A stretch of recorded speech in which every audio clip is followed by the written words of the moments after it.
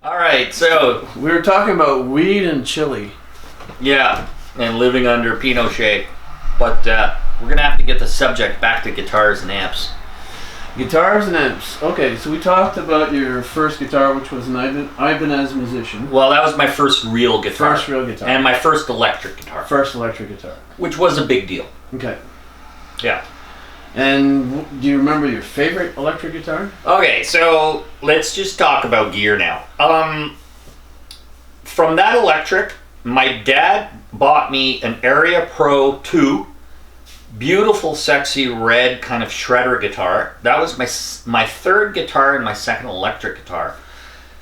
I ended up selling that when I moved to Iraq. So I moved to Iraq after Chile, and I also had a cheap Roland small digital solid state amp that had built-in effects, which was a cool little thing. I loved it at the time.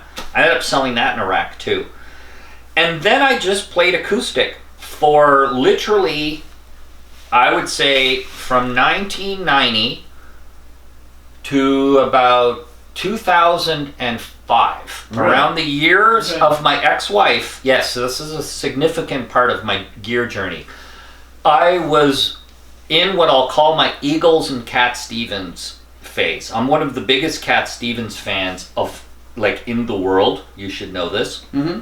I am such a hardcore Cat Stevens fan that I learned to play pretty much every single song he has ever written, including his songs that are sung in Greek. I absolutely love his Greek music.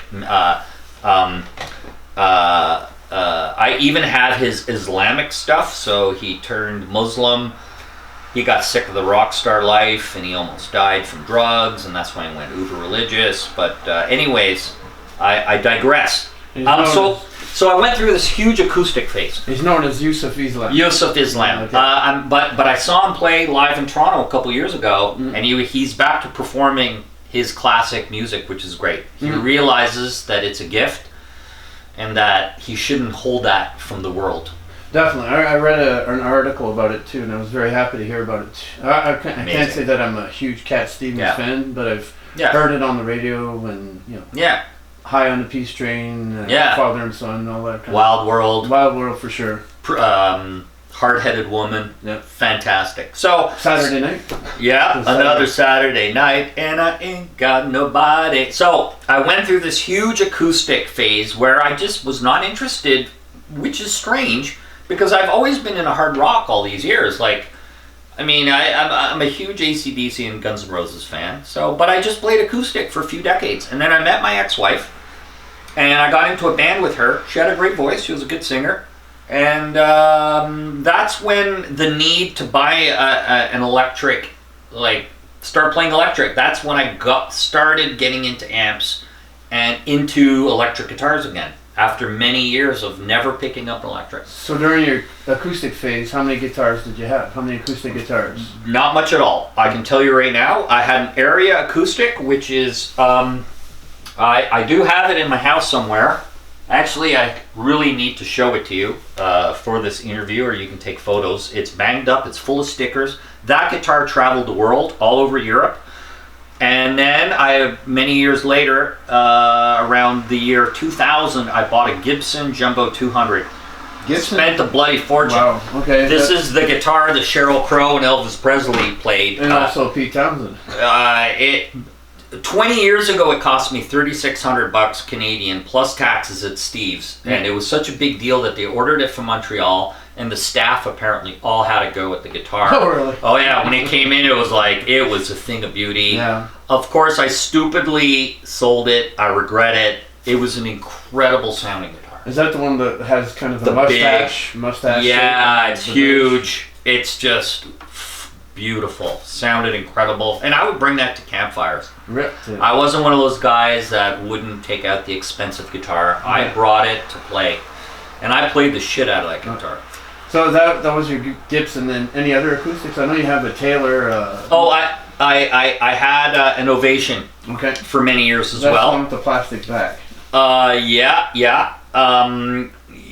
Tone-wise, one of the not so great. Yeah, it sounded good at the time, but the Gibson just made it sound like crap. Yeah. The Ovations are good, as you know, for plugging in, right? It's got a preamp. Yeah, exactly. And when you play them without the amplifier, they sound kind of thin. Weak. Yeah, thin. Thin is a good example. Yeah. So that's part of tone. I think we're drifting away from the main topic of our conversation, which was going to be tone. Let's bring it back to tone. Compared to the Area, the Gibson, and the Ovation. Well, the Gibson is the Gibson. It sounded amazing, and it was high quality wood. I forgot what it was made of, but it just sounded amazing. You would strum, and it was like, wow. It would fill the room. And the acoustic was sustained. Yeah, it was phenomenal. Yeah. Amazing acoustic, and I've never, now I have a Taylor. It's up there. Love the Taylor. Can't complain. It's a high-end guitar. Okay. I bought it used. I buy all my guitars and amps used. I could never afford the sheer amount of gear that I've gone through if I bought retail. Mm-hmm. Okay. So. Do you still play lots of acoustic, or is it just mostly electric now? I play acoustic mostly at jams, and I should be playing more. I really should. I just find I play electric a lot. Myself, I'm a little bit lazy, so I just like to pick up the acoustics. It's something I don't have to plug in, and nobody complains about the volume, so I can just play it every day, and I always have my acoustic nearby. And then if you're a good acoustic player, then you're going to be a good electric player. Absolutely. One thing I found when I started getting into electric guitars, the sound almost scares you, and every mistake is amplified. Everything that you play is amplified. So if you're good, you're amplified, but if you're bad, you're also amplified. But that's what, for practice, it's good to practice through an electric guitar, because you hear how shitty. Exactly. And clean. Play clean. That's my amp guru Vino always says, practice clean, not behind some wash of distortion, right? That's easy to hide behind. Okay, so roughly around 2005 is when you started getting into electric. And I got a Marshall. That was a huge turning point.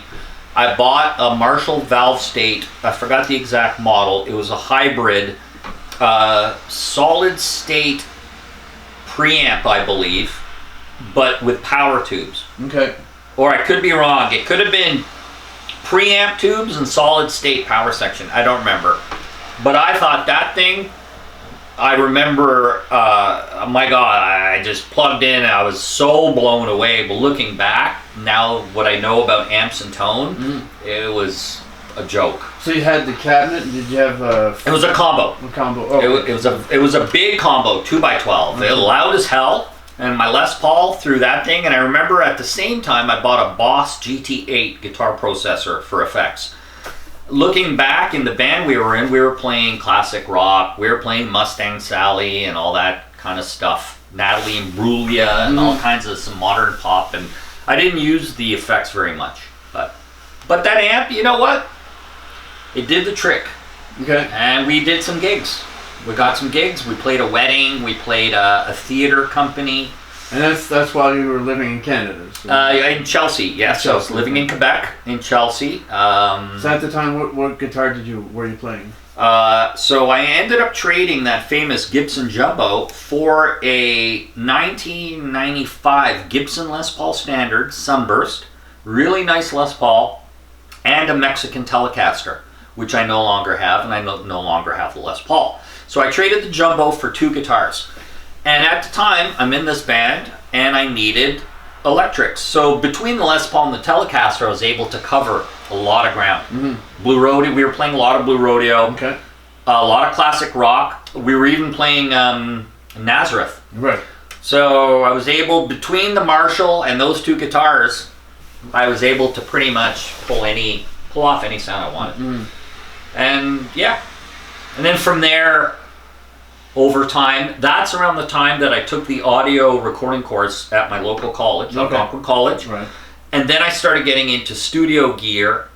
And then I got into digital guitar. And that's when, so other than the band, I wasn't into amps at all. And I wasn't really into guitars that much. I had that Telecaster and Les Paul and my acoustic for about, I don't know, a good 10 years before I started going down the wormhole of gear.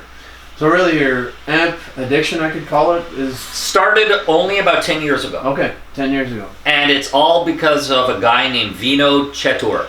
V-Node. It's your fault, V-Node. Your fault. So V-Node is a very good friend of mine and colleague that I met, and this is a critical part of the whole story.